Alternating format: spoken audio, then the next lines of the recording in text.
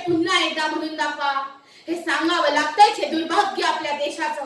आणि विषय चाललाय, विचार चाललाय विकसित भारताच्या भवितव्याचा. अहो अहो जगतोय आज पण मातीसाठी, खेळ पण मातीचाच खेळतोय.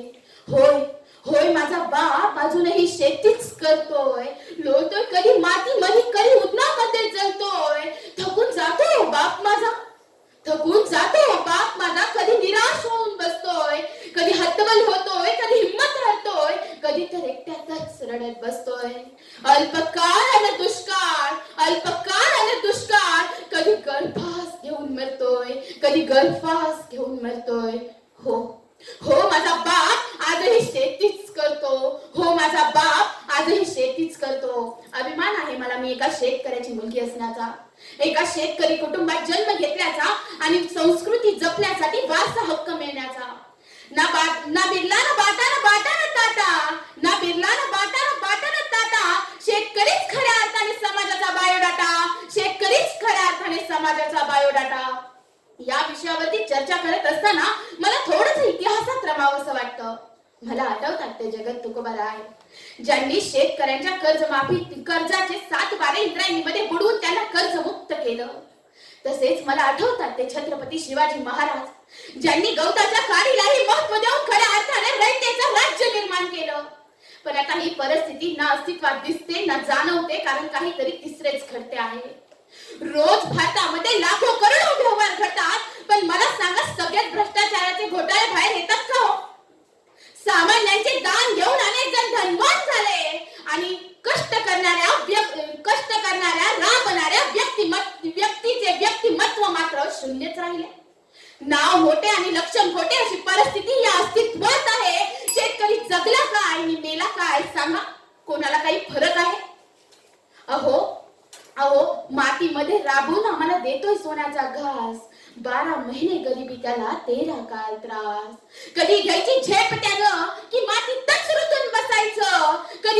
कधी मिळेल सुख त्याला, त्याचं दुःख कधी सरायचं, त्याचं दुःख कधी सरायचं.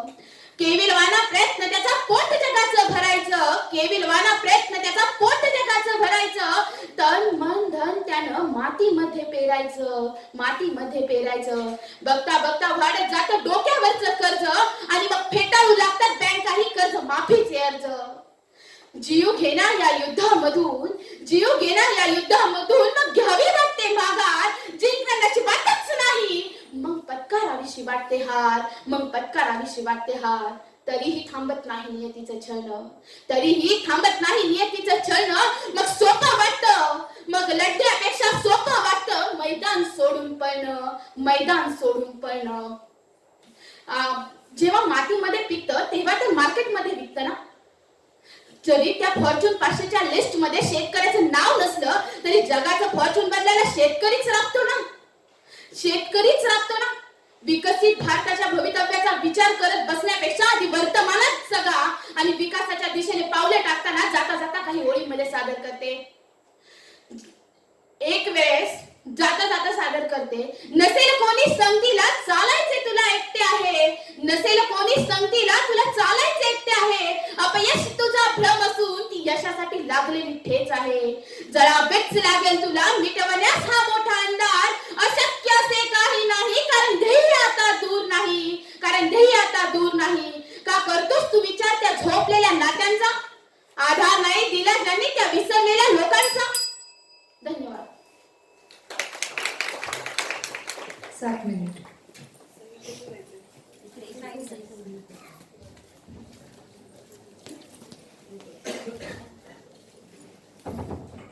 सांकेतिक कोड क्रमांक 23.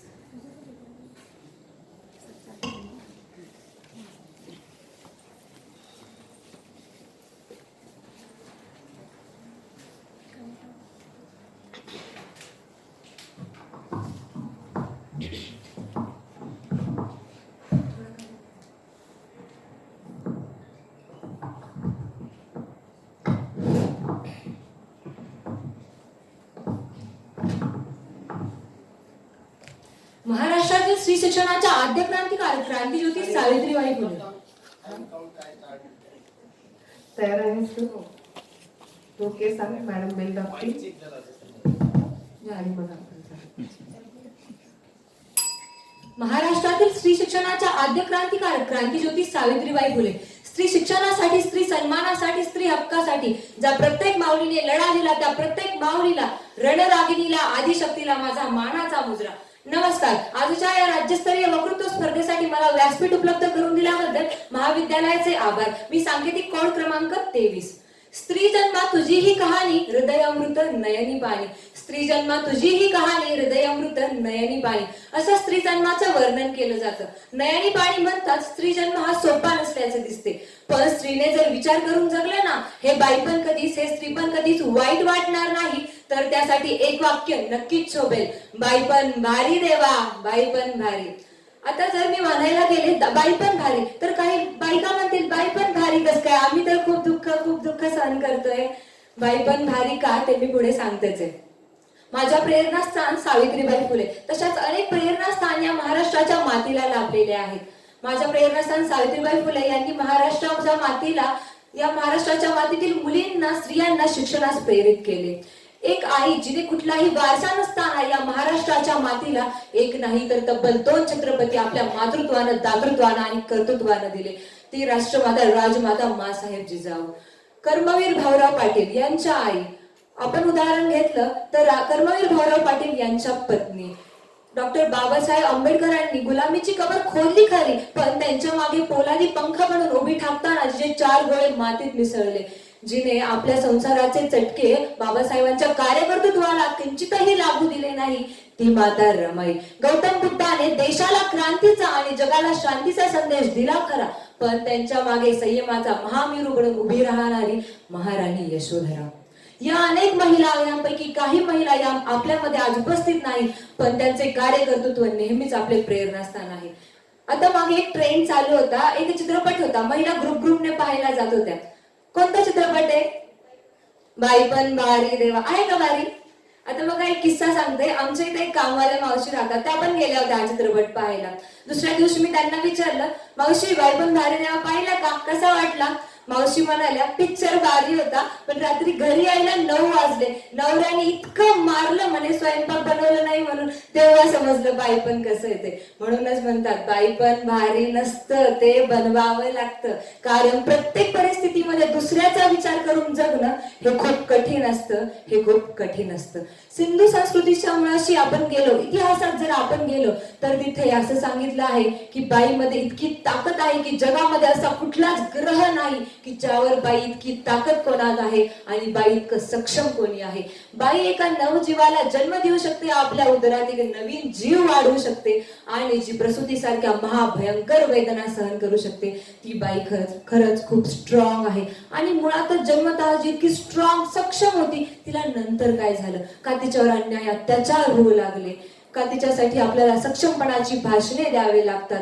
आणि हे अत्याचाराचे प्रसंग आपण आजूबाजूला पाहत आहोत. मग आपण काय करतोय? हे अन्याय, अत्याचार घडून गेल्यानंतर आपल्याला जाग येते. यावरच राष्ट्रसंत गाडगे बाबा म्हणाले होते, मंदिरासमोर लुटली इज्जत हा पाहत बसला पोरीला. मंदिरासमोर लुटली इज्जत हा पाहत बसला पोरीला, रक्षण करतो मनाला स्वतःच गेला चोरीला. रक्षण करतो मनाला स्वतःच गेला चोरीला. देवही या ठिकाणी तुम्हाला वाचवायला येणार नाही. तुम्हाला जर वाचायचं असेल तर स्वतःला वाचवावं लागेल. स्वतःला संपवणं आता आपल्याला थांबवावं लागेल. याच आशयाची एक कविता अटल बिहारी वाजपेयी यांनी सांगितलेली आहे. कवी पुष्यमित्र शुंग याने ती लिहिलेली आहे. ऐका बरं का. छोड़ो मेहंदी खड़क उठा लो, छोड़ो मेहंदी खड़क उठा लो, खुद ही अपना चीर बचा लो. द्यूत बैठा बैठे शकुनी मस्तक सब बिक जाएंगे, द्यूत बिठाए बैठा शकुनी मस्तक सब बिक जाएंगे. सुनो द्रौपदी शस्त्र उठाओ कृष्ण नहीं आएंगे, सुनो द्रौपदी शस्त्र उठाओ कृष्ण नहीं आएंगे. कब तक आस लगाओगी तुम इन बिके हुए अखबारों से, कैसी रक्षा मांग रही हो इन दुशासन दरबार से. जो खुद ही लज्जाहीन पड़े हैं वो क्या लज्जा बचाएंगे, सुनो द्रौपदी शस्त्र उठाओ अब कृष्ण नहीं आएंगे. कल तक केवल अंधा राजा अब गूंगा बहरा भी है, कल तक केवल अंधा राजा अब गूंगा बहरा भी है. ओठ सीधिए है जनता के कानों पर पहरा भी है, ओठ सीधिए है जनता के कानों पर पहरा भी है। अब तुम ही बताओ ये अश्रु तुम्हारे इनको क्या समझाएंगे, अब तुम ही बताओ ये अश्रु तुम्हारे इनको क्या समझाएंगे। सुनो द्रौपदी शस्त्र उठाओ कृष्ण नहीं आएंगे, सुनो द्रौपदी शस्त्र उठाओ अब कृष्ण नाही आएंगे. एवढं बोलते आणि जाताना विचारते की तुम्हीच सांगा कसं जगायचं, कणत कणत की गाणं म्हणत. हे आपलं आपणच ठरवायचं आणि आपलं बाईपण आपणच भारी बनवायचं. एवढं बोलते आणि थांबते. धन्यवाद. जय जिजाऊ, जय शिवराय, जय धर्मवीर. 5 minute 26 second.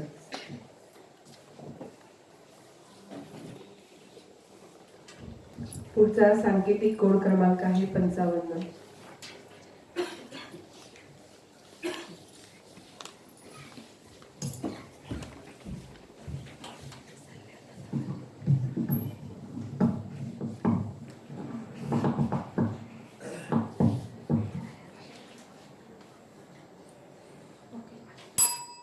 लहानपणी आम्हाला एक धडा होता, तो होता हिरकणीचा. आता ही हिरकणीची कहाणी जवळपास तर आपल्या सर्वांनाच माहित आहे. आता ही हिरकणीची कहाणी जवळपास आपल्या सर्वांना माहित झाली आहे, कारण हा चित्रपटही प्रदर्शित झालेला आहे. तरीही ही कहाणी मला पुन्हा एकदा तुम्हाला सांगायची आहे. हिरकणी नावाची ती स्त्री दररोज प्रमाणे रायगडावर दूध विकण्यासाठी जायची. रायगडावर गडाचे काम चालले होते. सायंकाळी प्रमाणे नेहमीप्रमाणे गडाचे ते मुख्य दरवाजे बंद व्हायचे.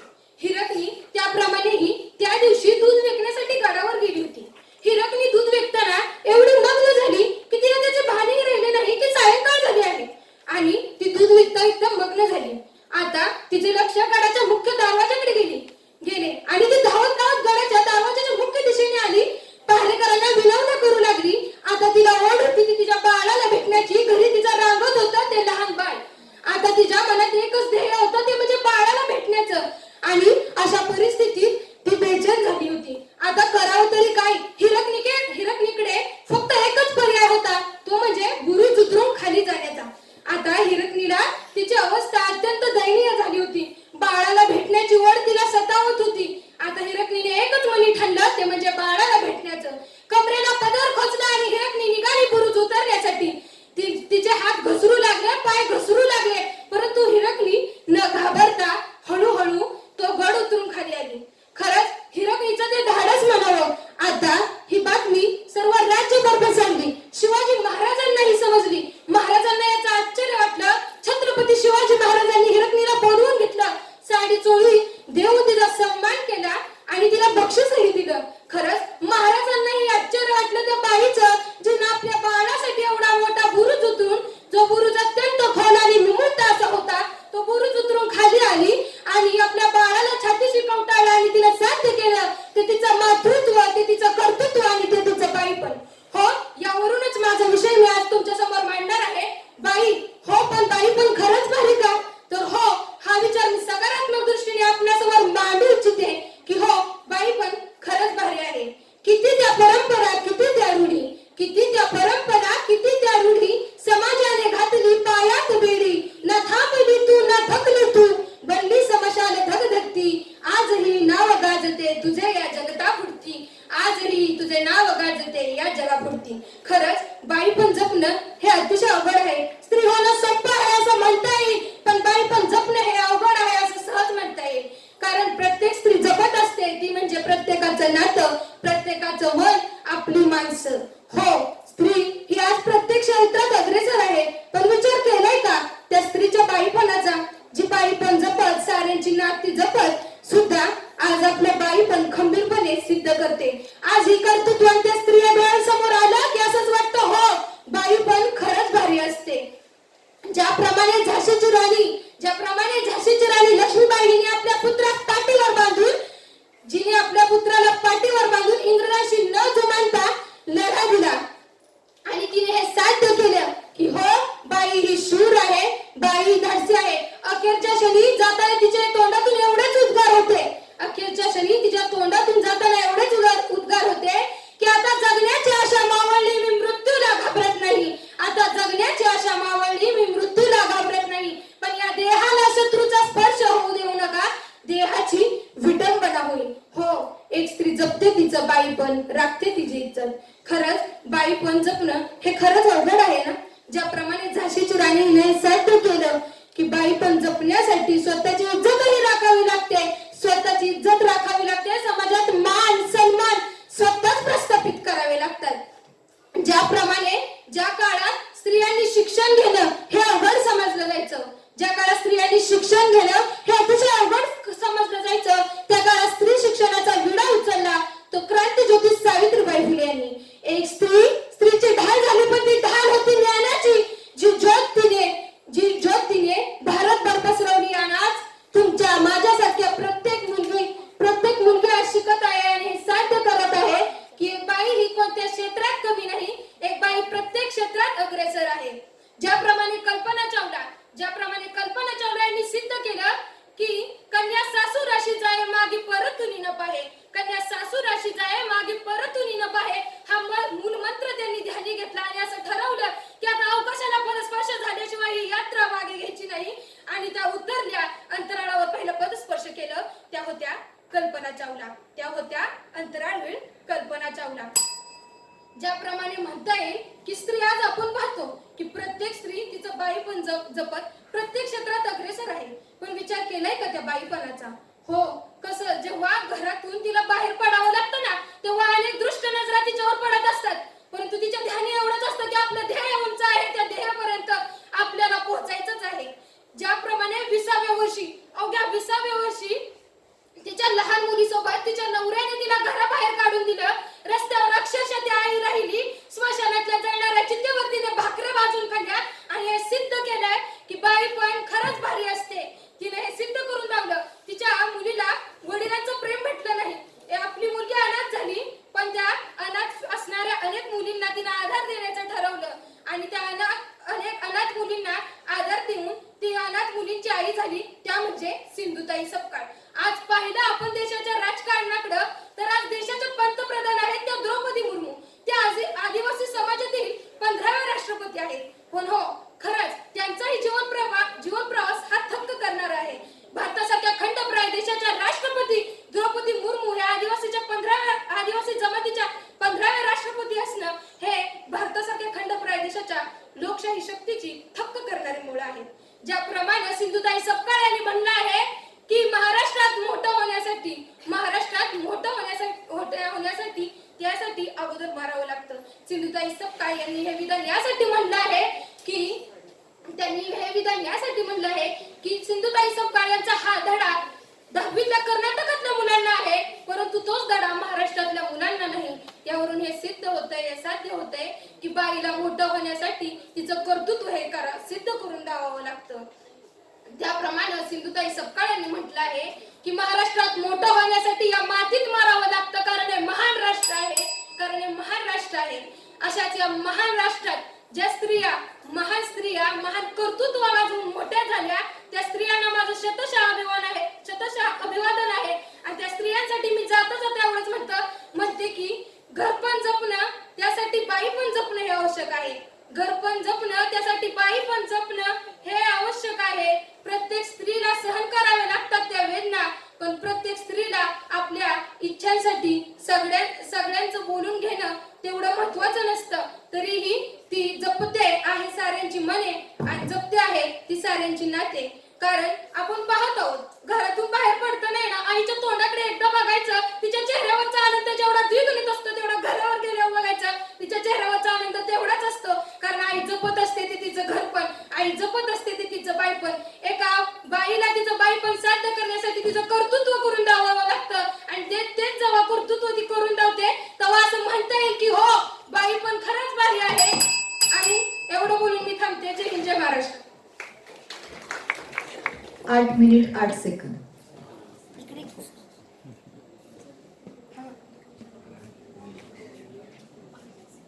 पुढचा सांकेतिक कोड क्रमांक 24.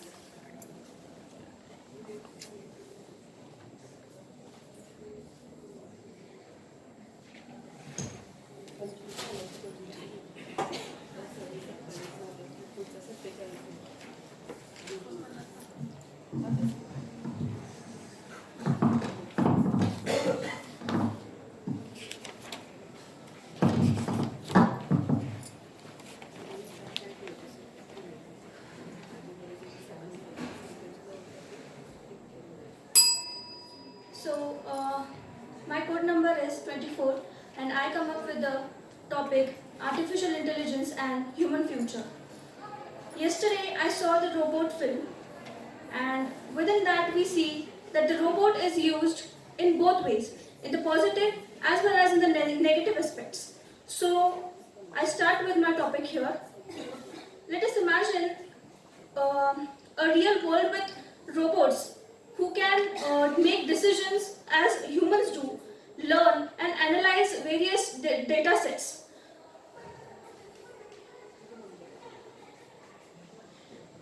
There are many uses of artificial intelligence in our day-to-day life, like facial detection and recognition, as well as maps and navigations we use in our day-to-day lives.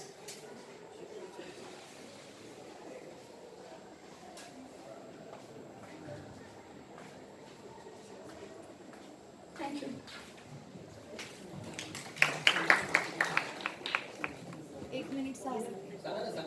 Okay. 1 minute 6 second.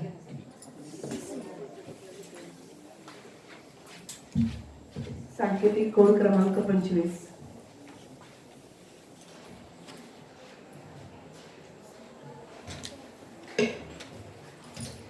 सांकेतिक code क्रमांक 25. तिथे गेल्यावर तू तयार असल्यावरती okay म्हणून सांग. Time कीपिंगचे madam. Okay. Padma Bhushan doctor Karmaveer Bhaurao Patil यांच्या कार्याला आणि त्यांना त्रिवार वंदन करून तसेच माननीय व्यासपीठ इथे सर्व जमलेले शिक्षक वृंद आणि तुम्ही सर्व माझी बंधू भगिनी तुम्हाला सर्वांना मी वंदन करून माझ्या विषयाची सुरुवात करते. तर सर्वप्रथम जमलेल्या प्रेक्षकांना मला असं विचारायचं आहे की तुम्हाला प्रश्न पडलाच असेल की मी इथं नेमकं येऊन कोणतं मार्गदर्शन वगैरे करणार आहे. तर कृपया हात वर करून मला सहकार्य करता का? तुम्हाला जर प्रश्न पडला असेल तर चेहऱ्यांवरनं वाटतंच तुमच्या मला प्रश्न पडलाय. ठीक आहे, थँक्यू. तर तुम्हाला असं प्रश्न पडले त्याचं समाधान मी करते इथं. माझ्या विषयाचं नाव आहे चला आनंद वाटूया. आणि हाताच्या रेषांवर नव्हे तर तळ हाताच्या मागे जे आपलं पिळदार मनगट असतं या मनगटात आपलं भविष्य अवलंबून असतं. हा संदेश घेऊन मी इथे आले आणि चला आनंद वाटूया यावर मी तुमच्याशी इथे बोलणार आहे. तर सोशल मीडियावर बघा मी एक फार सुंदर व्हिडिओ असा बघितला होता, तर तो मी तुम्हाला शेअर करते. आनंदाविषयी होता, मला फार आवडला. तर एक बेकरी असते आणि बेकरी समोर एक कुत्रं बसलेलं असतं त्यावर आणि बेकरीमध्ये असे बरेच खाऊस चॉकलेट्स वगैरे डबे वगैरे असतात. तिथे बरणी वगैरे ठेवली असते आणि त्यामध्ये पाव असतात आणि बिस्किटं वगैरे असतात. तर ते कुत्रं फार आशेने त्या बरणीकडे बघत असतं. तर बेकरीमधील एकही व्यक्ती त्या कुत्र्याला काहीही खायला देत नाही. तिथे बाजूलाच एक व्यक्ती उभी असते लांब, ती हे सर्व नोटीस करते की कुत्रं वगैरे बरणीकडे बघते तरी सुद्धा ते यायला त्याला कोणी खायला वगैरे देईना. ती व्यक्ती त्या बेकरीमध्ये जाते आणि तिथे बिस्किटे आणि पाव विकत घेते आणि त्या कुत्र्याला खायला घालते. ते माणसाने त्याला तो माणूस जेव्हा त्या कुत्र्याला मदत करतो तेव्हा त्याला एवढा आनंद होतो की तो त्याला उड्या मारतो, शेपूट वगैरे हलवतो आणि त्याची कृतज्ञता व्यक्त करतो. अतिशय सुंदर मेसेज इथून मदतीचा म्हणजे अतिशय सुंदर मेसेज मला इथून हा मिळाला की आनंद हा दुसऱ्यांना देण्यात असतो, तो घेण्यात किंवा मागण्यात जास्त आनंद नसतो. आपण कधी आनंदाचं झाड किंवा आनंदाचं अत्तर असं कधी ऐकले का? नाही, नक्कीच नाही. असं अस्तित्वातच नाहीये. जर असतं तर काय झालं असतं बरं? आनंदाचं झाड किंवा आनंदाचं अत्तर जर असतं तर मी काय केलं असतं? आनंदाचं अत्तर हे मी स्वतःवर शिंपडलं असतं आणि माझं आयुष्य आनंदाने भरून टाकलं असतं. आणि आनंदाचं झाड जर असतं तर आपण सर्वांनी काय केलं असतं? आनंदाच्या झाडाला सांगितलं असतं की सर्वांचं जीवन आनंदात, सुखात आणि ऐश्वर्यात ठेव आणि सर्वजण आपण आनंदी झालो असतो. मग आपल्याला म्हणता येईल की आनंदी आनंदकडे जिकडे तिकडे सोयीकडे आपण सगळेजण म्हणालो असतो, पण ते अस्तित्वातच नाही. मग सुख म्हणजे नेमकी काय असतं? कोणाला माहितीये? नाही. सुख म्हणजे आनंद हेच सुख असतं. कारण आनंद आला की समाधान येतं आणि समाधान आला की सुख येतं आणि सुख हे नक्कीच आपल्या पदरात पडतं. पण आपण मानवजात आहोत ना, आपण फार चंचल आहोत. आपल्या अपेक्षा फार जीवनाकडनं. आता मी माझंच तुम्हाला सांगते. माझ्याकडे काय आहे? सायकल. माझ्याकडे सायकल आहे तर मला काय घ्यावंसं वाटणार? स्कूटी घ्यावी वाटणार. का? तर माझ्या मित्रमैत्रिणींकडे स्कूटी आहे आणि माझ्याकडे नाहीये. मग मी काय करणार? घरी हट्ट करणार आणि स्कूटी घेणार. स्कूटी माझ्याकडे आली की माझ्या अपेक्षा वाढणार. आता माझ्याकडे सायकल पण आहे, स्कूटी पण आहे आणि माझे मित्रमैत्रिणी बाकीचे लोक सगळेजण कारने फिरतात. माझ्याकडे का नाहीये कार? मग मी कार घेणार. अशा कार घेतली की ज्या लोकांकडे कार असते किंवा माझ्याकडे कार आहे, तर माझी अपेक्षा अजून वाढणार की आता माझं स्टेटस निर्माण झाली यांच्यामध्ये फिरण्याचा. विमानानं फिरायला का नको? काय माझं काय तेवढं स्टेटस नाही का? मग विमानानं फिरण्याची मी स्वप्न बघते. अशाने मी काय करणार, जे माझ्याकडे ज्या गोष्टी आहेत त्यामध्ये समाधान मानणार नाही आणि जास्त अपेक्षा ठेवणार. म्हणजे जास्त अपेक्षा मी माझ्या जीवनाकडनं करणार आणि जो आनंद आहे माझा, मी स्वतःचाच नाश करणार, स्वतःच्या आनंदाचा. आणि मला ज्या पाहिजे त्या गोष्टी मला मिळाल्या नाही की मी मग डिप्रेशनचा शिकार होणार किंवा नैराश्य माझ्या पदरी येणार. आता डिप्रेशनचा विषय निघाला म्हणून तुम्हाला सांगते, 2015 आणि 16च्या WHO सर्वेक्षणानुसार 15% भारतीय प्रौढ व्यक्ती या नैराश्याचा शिकार आहेत आणि याची जागतिक संख्या 3.5% ते 5 ते 60% आहे. याची कारणं अशी की आपली जीवनशैली आनंदी नाहीये, आपण कामाचा फार ताण घेतो, आपण योग्य आहार घेत नाही, व्यायाम वगैरे करत नाही आणि फार स्ट्रेस, भरपूर अशी कारणं आहेत त्याची. म्हणजे घाबरून याचं काही कारण नाहीये. एक दरवाजे बंद असतं तर देव दुसरं दार उघडतच. याचे उपायही आहेत. आपण आपल्या जीवनात किती आनंदी असतो, आपण किती सकारात्मक विचार वगैरे करतो, आपल्यामधली हॅपी हार्मोन्स आपण जेवढे आनंदी ठेवतो तेवढं आपण आनंदी राहायला प्रयत्न केला पाहिजे. त्यामुळे आपले जीवन आनंदी आपण स्वतः करू शकतो. आणि योग्य आहार घेतला पाहिजे, पुरेसा व्यायाम वगैरे केला पाहिजे आपण.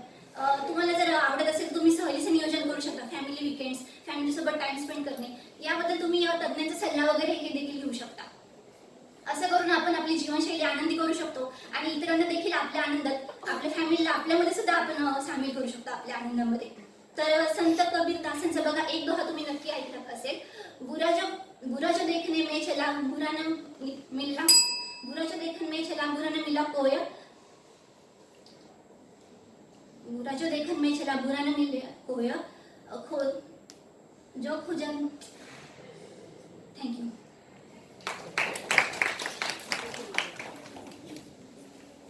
पाच मिनिट 14 सेकंद.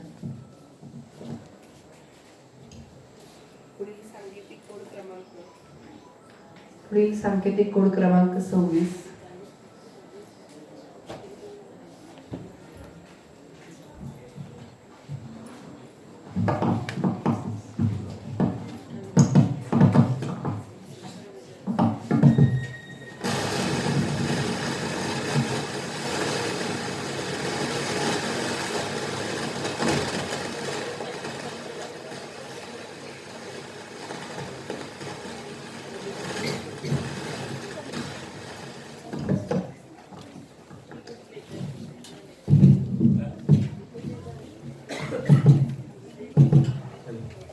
हॅलो.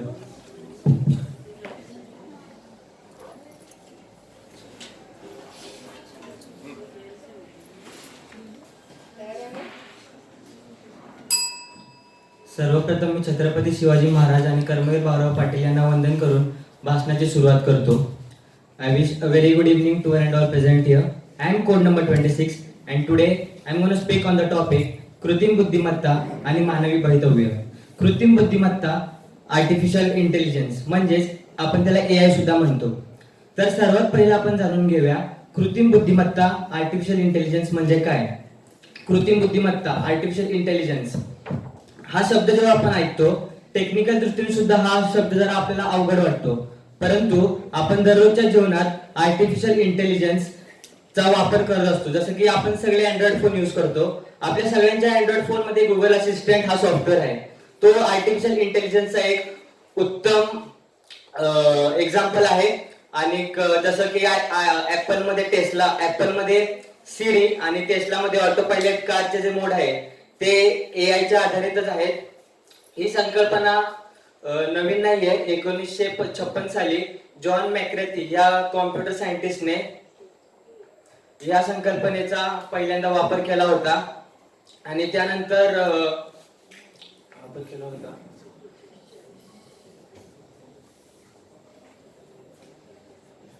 जसं की मनुष्य चालतो, बोलतो, विचार करतो,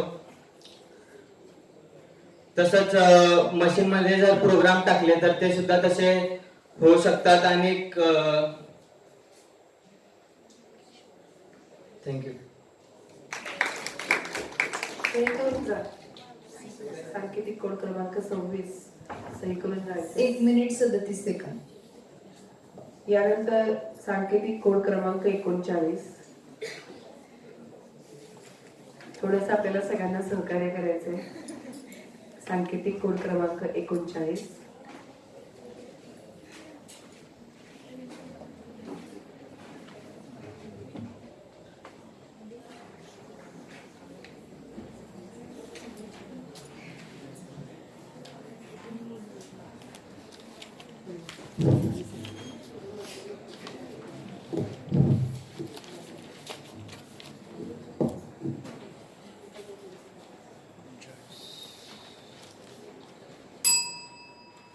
क्या हूँ मैं, कौन हूँ मैं, बस यही सवाल करती हूँ मैं नारी हूँ, लाचार हूँ, बेचारी हूँ, बस यही जवाब सुनती हूँ मैं। जब बड़ी हुई, जब खुद को जाना, पहचाना, समाज के रीति रिवाजों को जाना, तब मैंने इन सवालों का जवाब खुद में ही पाया। गरीब नहीं, लाचार नहीं, बेचारी नहीं, मैं एक नारी हूँ, मैं एक झनकती चिंगारी हूँ, छेड़ो मत मुझे वरना जल जाओगे। मैं भारतीय नारी हूँ, एक देश की बेटी हूँ। यहाँ बैठे सभी लोगों को मेरा नमस्कार। मैं कॉलेज कोड क्रमांक 39 आपके सामने महिला, क्या महिला सचमुच भारी होती है, ये टॉपिक पे बात करने वाली हूँ। आप सब लोग ध्यान से सुनेंगे ऐसे आशा करती हूँ और मेरे विषय को रखती हूँ। महिला होना क्या इतना आसान होता है? नहीं होता, क्योंकि घर की जिम्मेदारी, ऊपर से स्कूल में जाओ, सब जिम्मेदारी महिला की रहती है। रास्ते से चलो तो ध्यान से चलो, कोई देख तो नहीं रहा, कोई क्या बोलेगा, कैसे बोलेगा। घर में जोर से बात करो तो डांट पड़ती है, आहिस्ते बात करो, ज्यादा जोर से बात नहीं करना चाहिए। रास्ते से चलो तो कितना देखना पड़ता है, कौन देख रहा है क्या नहीं, कौन क्या सोचेगा, ये बार बार सोचना पड़ता है। आज हर क्षेत्र में महिला है। घर के खाना बनाने से लेकर अंतरिक्ष जाने तक हर क्षेत्र में महिला है, हर क्षेत्र में महिला है। जब घर पे जिम्मेदारियों का बोझ गिरा तो महिलाओं ने रिक्शा तक चलाना चालू किया। मतलब महिला हर प्रकार के, हर क्षेत्र में कामयाब हो सकती है। आजकल हर क्षेत्र में महिला है, लेकिन उस पे उंगली उठाई जाती है। रास्ते से चल लो तो कुछ दिख तो नहीं रहा, फिर वो जो तब से घूर रहा है कुछ करेगा तो नहीं। जब हर महीने आपका पसीने की तरह खून जाएगा, सर फटेगा, पैर फूलेंगे, तब आपको पता चलेगा कि स्त्री होना कितना भारी होता है। अगर आपको लगता है कि ये सब स्त्री होना इतना कुछ भारी नहीं है, कुछ नहीं है, तो मैं बोलती हूँ जब एक औरत प्रेग्नेंट होती है तो वो 9 महीने उतना जितना बोझ रहता है वो संभाल के चलती है। मैं आपको चैलेंज देती हूँ कि यहाँ पे मैं आपको एक 5 किलो का कुछ दूंगी, उसको 1 घंटा लेके खड़े रह के बताओ, तब मैं मानू कि आप लोग बोल रहे हो कि महिला इतना बनना आसान है। सच में महिला बनना बहुत भारी है, बहुत भारी है महिला बनना। आजकल देखो, अभी हम जितने क्षेत्र में है, लड़का कमा रहा है तो बोलेंगे, लड़का ऑफिस से आ रहा तो बोलेंगे हाय कितना कमा के आया मेरा बेटा, है ना। लड़की देर से आई तो बोलेंगे ऐसा कौन सा काम आ गया था जो रात भर करना पड़ा। लड़की देर से आए तो ऐसा कौन सा काम आया जो रात भर करना पड़ा, और लड़का देर से आए तो हाय बेचारा कितना काम करता है। मतलब लड़की जो काम करती है वो काम नहीं, लड़का बेचारा काम करके आया थका सो जाता है। लेकिन औरत सो सकती है क्या आके? नहीं, आके उसको खाना बनाना है, अपने बच्चों की जिम्मेदारी लेनी है, बच्चों को स्कूल की पढ़ाई पढ़ानी है। मर्दों का क्या है, कमा के लाओ बस हुआ। एक दिन खाना बना सकते हैं क्या?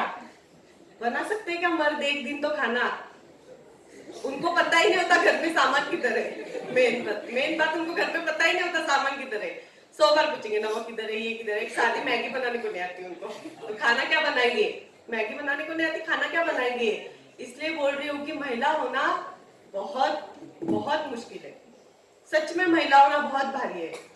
आज मैं यहाँ पे बाकी और भी विषय थे, लेकिन मेरे को लगा कि यही बहुत अच्छा विषय है, मैं इस पर अपने विचार मान सकती हूँ, क्योंकि मैं भी एक महिला हूँ। मुझे लगा कि मैं इस पर अच्छे विचार मान सकती हूँ। आज मैं यहाँ पे खड़ी हूँ, आप लोग यहाँ पे बैठे, किसकी वजह से बैठे? सावित्रीबाई फुले की वजह से बैठे हैं। आज भी कुछ जगह ऐसी है जहाँ पे स्त्रियों को मान नहीं मिलता, सम्मान नहीं मिलता है। ऐसे आजकल जगह वहां पे अभी तक रीति रिवाज बंधे हुए हैं, लड़कियों ने 6 के अंदर घर पे आने का। छह के बाद घर से बाहर नहीं जाने का। क्यों? नजर लड़कों की गंदी होती है और घूंघट लड़की को पहनना पड़ता है। बराबर कह रही हूँ ना? नजर लड़कों की गंदी होती है, घूंघट लड़की को पहनना पड़ता है। और बात आती है उनकी कपड़ों की, उनके बाल के ढंग की, चलने की, बोलने की, उठने की, बैठने की, इतने पाबंदियां लगाई जाती है, फिर भी महिला कभी थकती नहीं। हर क्षेत्र में महिला आगे है, हर क्षेत्र में महिला आगे है। ऐसा कौन सा क्षेत्र है जिसमें महिला नहीं है? छोटी मोटी गाड़ियों से लेके बड़े बड़े अंतरिक्ष तक, वायु चलाने तक, वायु विमान चलाने तक, सब हर क्षेत्र में महिला है। इसलिए मैं बोल रही हूँ कि महिला होना बहुत भारी है, महिला होना बहुत भारी है। आप लोगों ने मुझे यहाँ पे खड़े रहने की अनुमति दी, मेरा इतना भाषण अच्छे से सुना, इसलिए आप सबका धन्यवाद करती हूँ। और मेरे दो जो शब्द थे मैं आपके सामने खत्म करती हूँ। जय हिंद, जय महाराष्ट्र। 5 minute 15 second.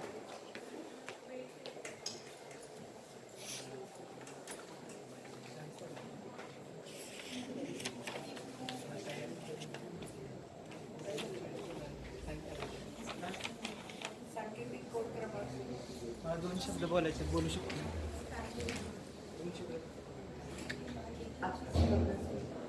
बोलायचं.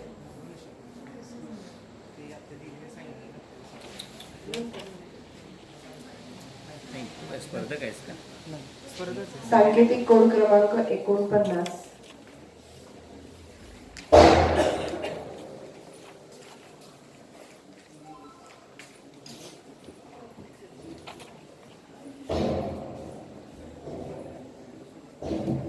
तू तयार आहे